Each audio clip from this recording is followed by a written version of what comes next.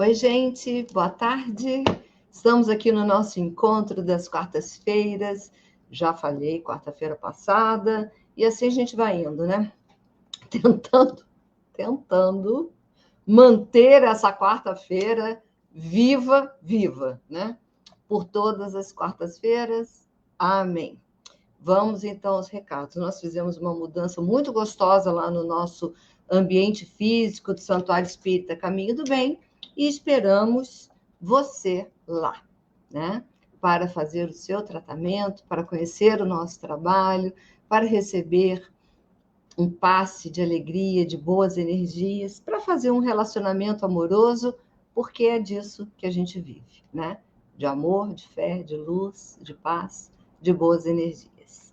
E aqui estamos, então, hoje, na nossa quarta-feira, e é um assunto muito legal que a gente trouxe para falar com vocês hoje. Lembrando a vocês de, por favor, se conectarem no nosso YouTube, no nosso Face, mas também no nosso Insta, né? No nosso Instagram.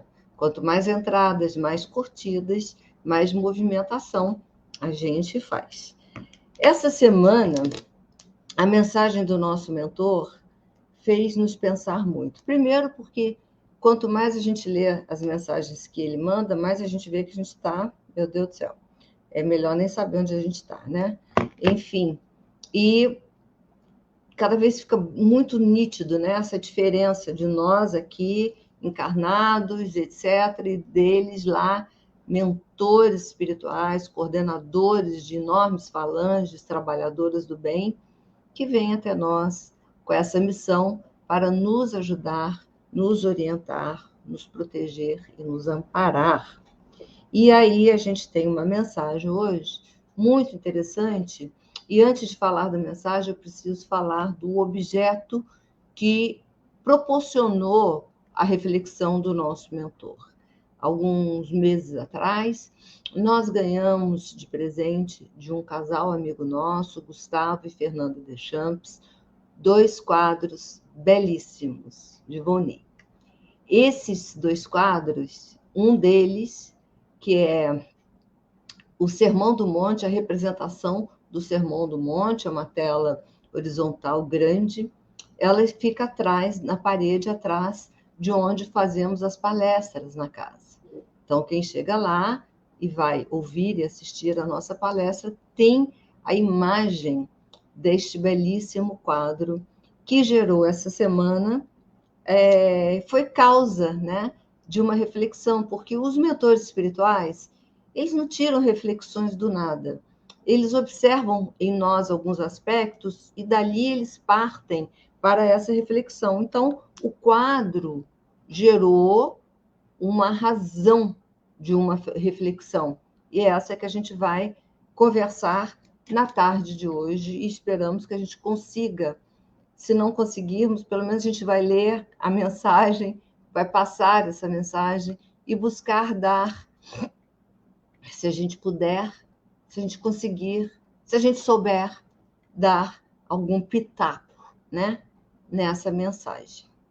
Então, vamos logo ter em mente que nós temos uma imagem de Jesus sentado no campo com seus apóstolos, né? com outras pessoas, de todos aqueles que o ouviam fisicamente, que o acompanhavam, e ele sentado, então, com as mãos posicionadas, transmite uma mensagem aos seus ouvintes, que, na realidade, tornaram-se depois os divulgadores e mantenedores da Boa Nova. Então, Jesus ali se encontrava no meio dos seus pares e, ao transmitir as mensagens, Jesus ele não fazia nunca de forma aleatória. Ele sempre tinha uma forma, né, psíquica de uma comunicação através do seu corpo, do seu olhar, do seu tom de voz, do posicionamento das suas mãos, da forma com que posicionava seu corpo, para fazer com que aquelas pessoas o ouvissem, né? E se sentissem magnetizadas naquelas palavras. Ele sabia que ele precisava atingir aspectos muito significativos daquelas personalidades, daqueles homens, daquelas mulheres, para que eles pudessem depois serem os divulgadores e mantenedores da Boa Nova, né? Então ele começa falando, graças a Deus. Aí ele começa.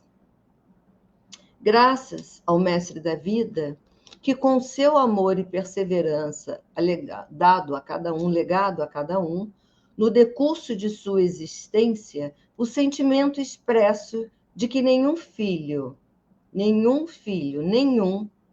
do Pai encontrar-se-ia abandonado. Graças a esse mestre, todos cresceram, passaram por suas infâncias, por suas vidas, por suas maturidades, por seus retornos à erraticidade, sabendo-se aconchegados e acolhidos por todos aqueles que o mestre indicou. E quão expressiva é essa pintura? Ele está se referindo à pintura. Em um momento de grande processo de purificação espiritual. Então, já começa daí. O vovô nos diz, então, que todos os momentos em que Jesus, né, colocava-se junto com os seus e a transmitir uma mensagem, um ensinamento, era um momento de purificação espiritual também. Não era só a transmissão de um conhecimento ou a transmissão de um ensinamento. Era um momento de transformação psíquica que ocorria para que aqueles que ali estavam ouvindo pudessem absorver a informação, guardá-la em algum campo da sua estrutura mental, psíquica e emocional, para que à frente, no momento em que fosse necessário, pudessem, já estabelecidos a intimidade com essa informação, processar, então, o caminho da divulgação e da perpetuação da Boa Nova. Então, era um momento de purificação espiritual, para entender o nível da elevação moral de uma mensagem, precisava purificar aqueles espíritos. Quando o mestre, depois de se ver sozinho, ele sempre, antes desses momentos, ele se recolhia a si, dentro de si, e se recolhia com o Pai para conversar, não é? E trazer os processos que eram necessários, né? Compartilhava amorosamente seus ensinamentos, criando assim a lei maior da vida, a maior constituição humana, o que outrora denominamos e que hoje, sendo adotado o termo o Evangelho de Jesus, né? Então, o Evangelho de Jesus é a constituição humana, está acima de todas as leis, de todas as coisas. Então, é a lei maior que rege tudo mais na nossa existência. Cada palavra dita e cada palavra não dita, cada gesto, cada comportamento do mestre tinha um significado. Então, nada era à toa, casual e etc. Então, tudo tinha um significado, tinha uma razão, tinha um porquê, tinha um propósito, tinha um objetivo. Então, se eu quero falar uma determinada palavra que está muito além da compreensão daqueles que ali estão, eu preciso criar uma condição de absorção desse significado, mesmo que ele não esteja presente como signo na estrutura da linguística de cada um, mas que ele possa ter um significado no momento dessa transmissão, né? Então, isso é uma técnica, né? Que hoje é abordada até por muitos cientistas e pessoas da oralidade, enfim, dos processos, passaram a adotar dentro do processo da comunicação, né? como você fazer com que o outro absorva um significado que para ele ainda é uma situação de dificuldade, né, da compreensão, né? Então, de suas mãos, conforme posicionava seus dedos, direcionava ondas eletromagnéticas, ou para o centro coronário, ou para o centro cardíaco daqueles que ali estavam. Ele manipulava como um alquimista. Ele transformava as sensações emotivas e as energias dispersas, equivocadas, em algo de grande poder. Então, ele não desperdiçava o que o outro tinha ou o que o outro era. Não. Ele pegava, apesar daquelas sensações, energia dispersas, equivocadas, ele conseguia transformar aquilo como um alquimista. Então, a pessoa não se sentia, sei lá, invadida, não se sentia provocada, não se sentia diminuída, fora de um contexto, porque ele ao trabalhar nas questões das sensações da emoção, dos processos emotivos, ele trabalhava com aquilo que a pessoa tem.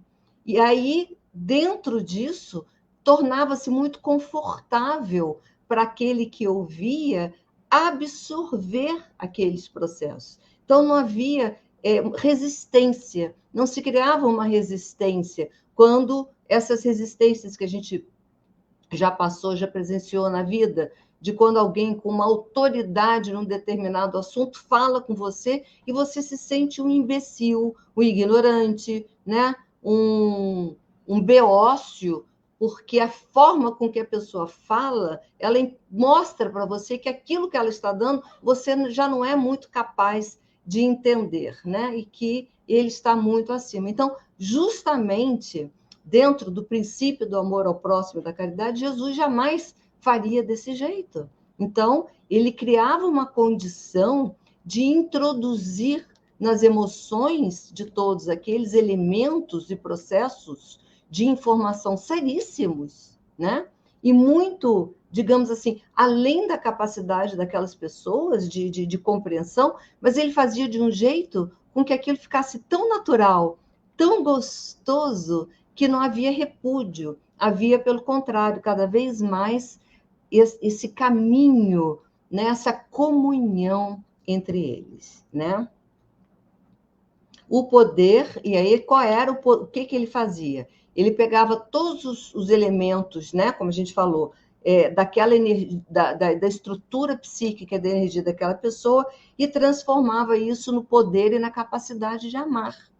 Então, as pessoas ali, mesmo que não tivessem intimidades um com o outro, mesmo que não se conhecessem, passavam a experimentar esse amor, uma onda de amor, um processo de amor coletivo.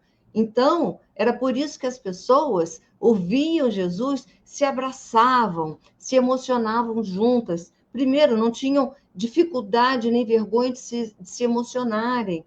Então, expunham isso, se abraçavam, né? Protegiam Jesus como se protege um bebê, porque aquele era o tesouro deles, né? Não havia um que junto a ele não se transformasse e não atingisse o seu melhor, a sua potência máxima, né? Então, isso tudo, gente, por quê?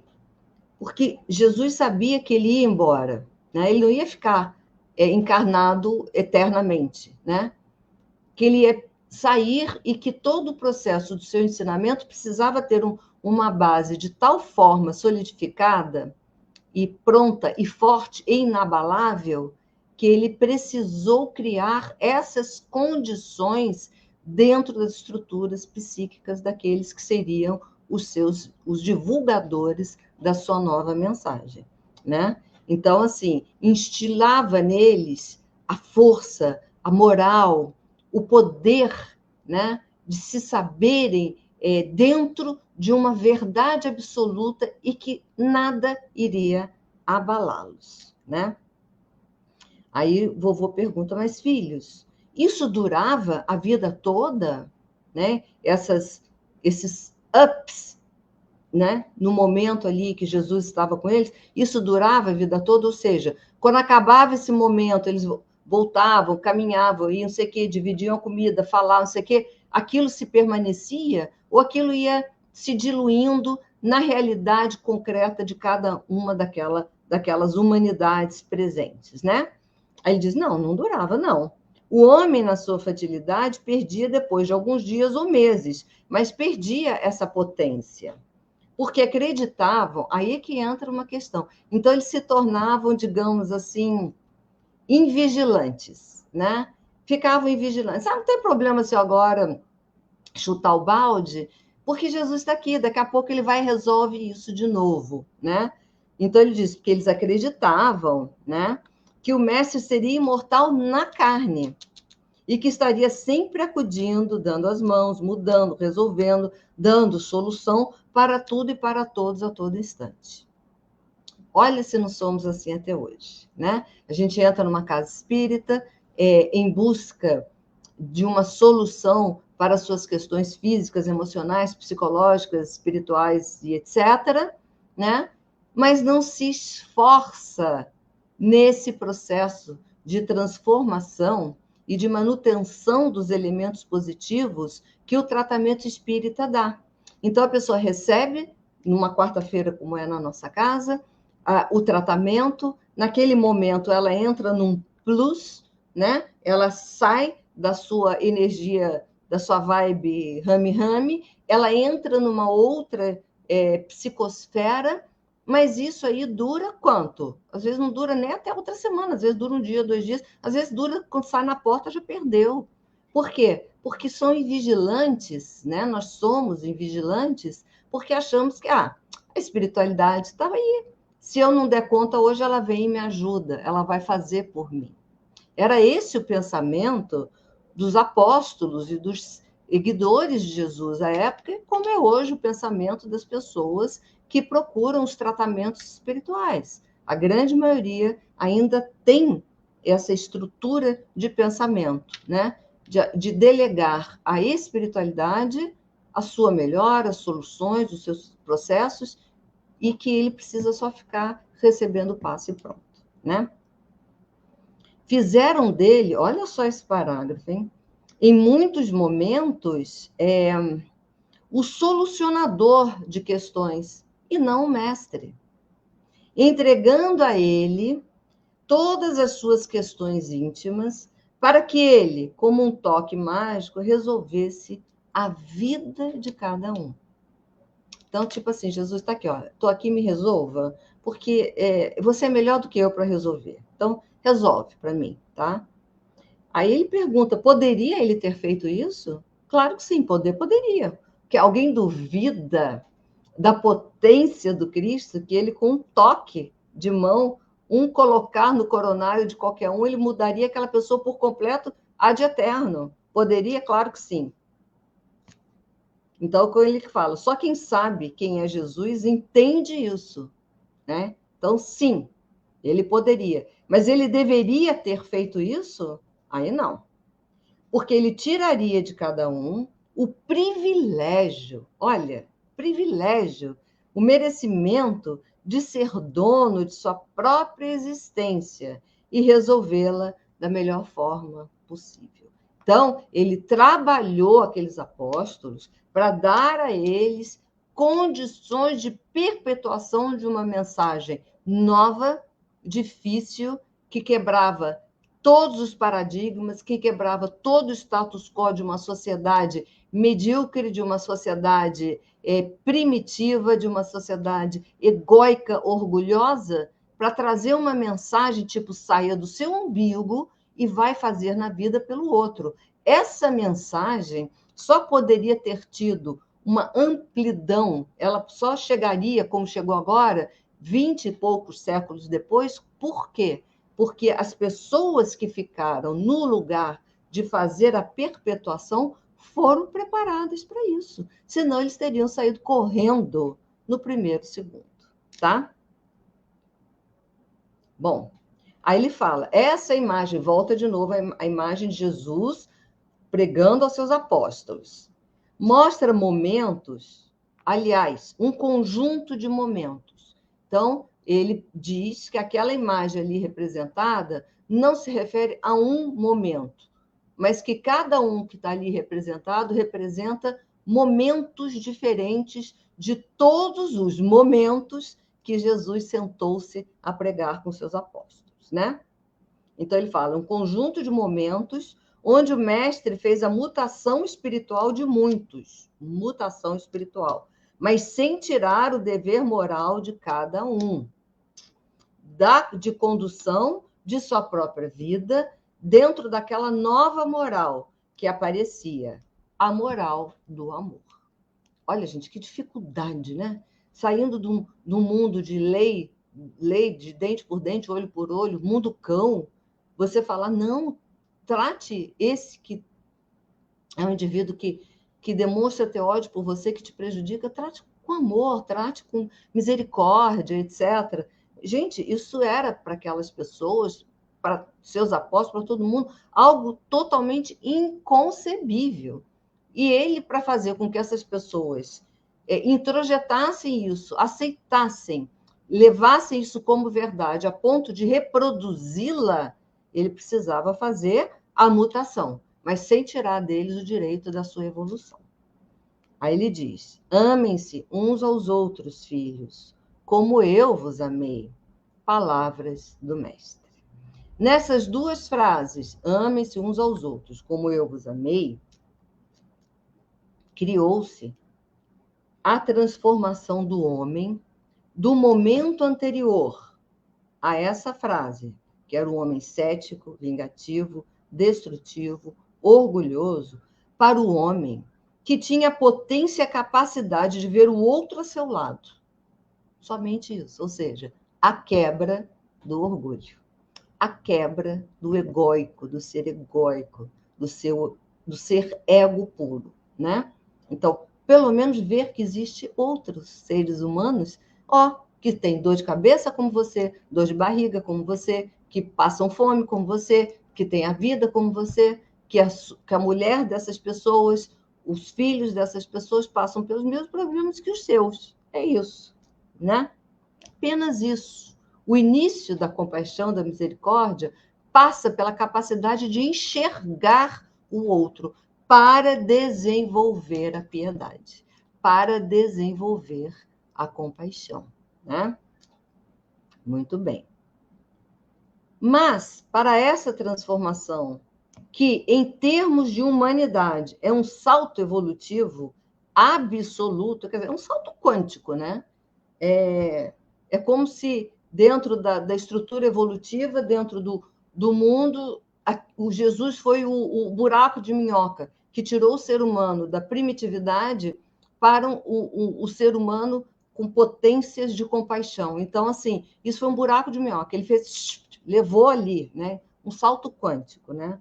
Foi um salto evolutivo absoluto. Precisou o mestre, aqueles que com ele estavam, tá? Então, precisou ele fazer com aqueles que estavam com ele a interferência no processo eletroquímico dos seus cérebros, de seus perispíritos, de suas almas, transformando metafisicamente a capacidade do homem primitivo no homem que poderia levar adiante seu ensinamento com perseverança e fé. Então, não bastava ele adicionar ali elementos, né, na estrutura do coração, né, do espírito, precisou alterar mesmo algumas conduções elétricas do cérebro para que isso pudesse realmente estabelecer dentro daquelas pessoas. Aí ele fala, acreditam que a fé nasceu onde? Isso é a fé que a doutrina espírita fala, é a fé cristã, é a fé incondicional, a fé absoluta, né? A fé que sabe. Então, isso ali foi o estabelecimento dessa fé, tá? Nasceu dessa transformação. E até hoje, esse mestre transforma todo mundo com esse simples ensinamento.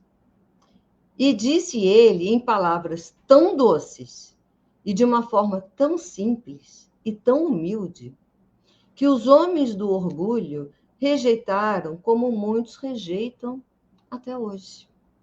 Alguns conscientemente, e uma grande massa humana inconscientemente. Então, ainda existe em nós, conosco, dentro de nós, ou seja, onde for, aqueles que a gente já sabe, rejeitam, acabou, conscientemente, não é essa a minha vibe, não tem essa de amar o próximo, eu sou eu e eu, daí, ponto.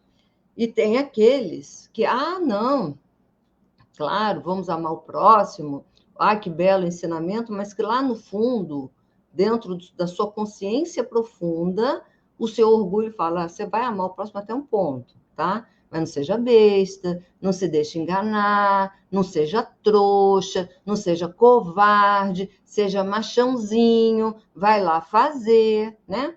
Então, é aquele que, lá no fundo, esses ensinamentos primitivos, né? Daquele homem que pegava um pedaço de pau, tacava na cabeça do outro, ainda vale, tá? Embora diga, não, vamos amar ao próximo, né? Aí ele diz, por que essa massa humana inconsciente ainda está desse jeito? Porque ela não escuta. Aí ele retifica, ou melhor, escuta, mas não põe na alma. Porque o orgulho vaidoso e cruel impede que tão doce ensinamento possa ser a âncora, que é aquilo que põe o homem com o pé no chão. A âncora põe o homem na realidade, como também as asas do voo para uma vida em equilíbrio. Então, ao mesmo tempo que o ensinamento de Jesus nos dá base estrutural na vida, põe o pé em algo que sente, fala, é aqui o meu chão, também te dá asa para voar numa vida em equilíbrio, numa vida à frente, numa vida mais evoluída, né, no nosso progresso. Filhos, todos os dias olhem essa imagem, está falando lá a imagem, né? E lembrem daquele olhar, lembre que daquele olhar e daquelas mãos saíram a semente da vida superior para todos nós e para todo mundo. Para todo mundo conhecido e todo mundo desconhecido, para todo espírito desse ou não desse planeta. Um toque de mão, um olhar e se transformou tudo na humanidade. É isso que o mestre espera de cada um.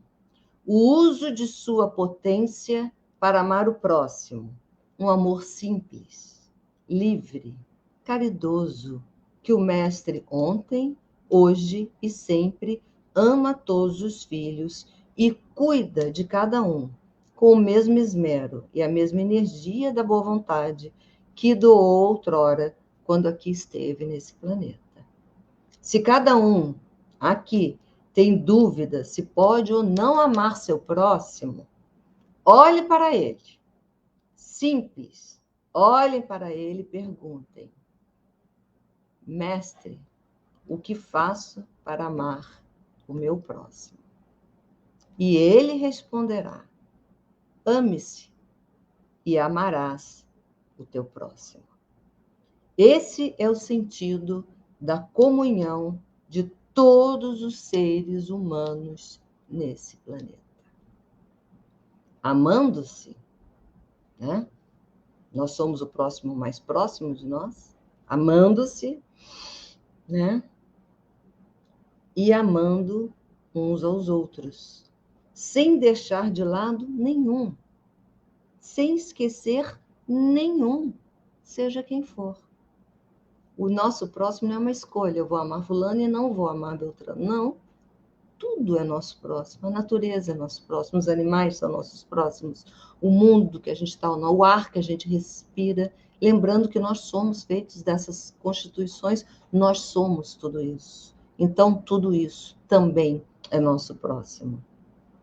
Que cada mão que transmite o passe, ai, que ensinamento, possa ser uma mão do Cristo, no coração e na alma de todos, nessa casa e por todos sempre.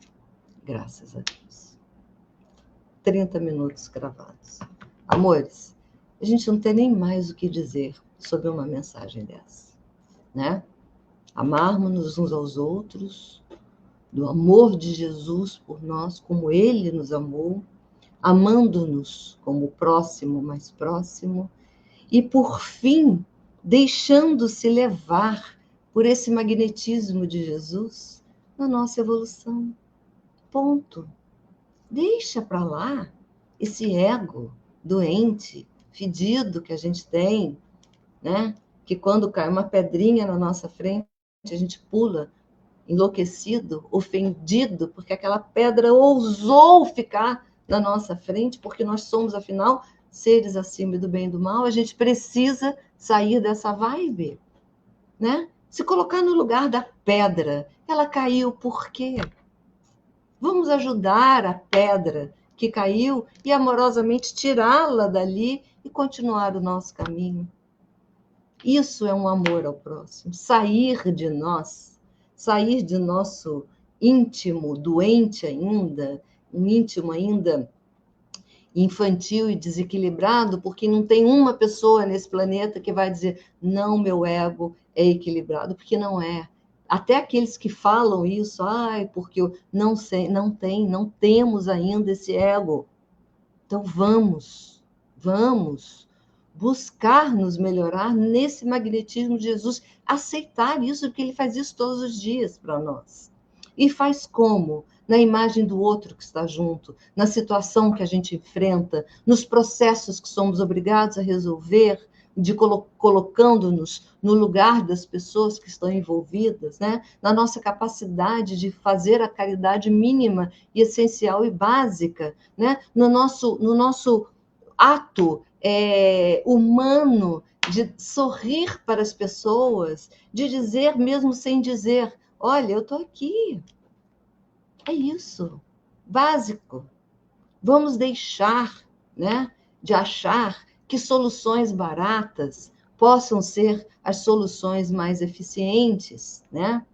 Como, por exemplo, numa cidade dessa, tirar árvores da rua para gerar alguma eficiência em algum comércio.